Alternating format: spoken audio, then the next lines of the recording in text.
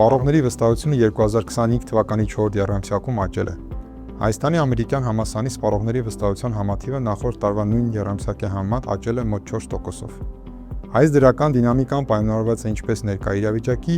այնպես էլ ապագա իրավիճակի համաթվերով։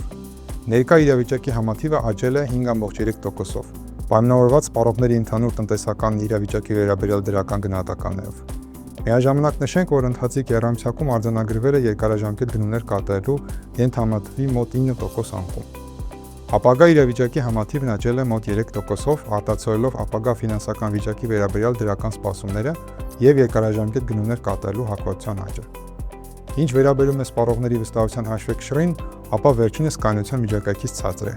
Չնայած զբաղվածության և ֆինանսական հեռանկարների վերաբերյալ դրական սպասումներին, հարցողների մեծամասնությունը առաջիկա եռամսյակում չի նախատեսում կատարել երկարաժամկետ օգտագործման ապրանքների խոշոր գնումներ։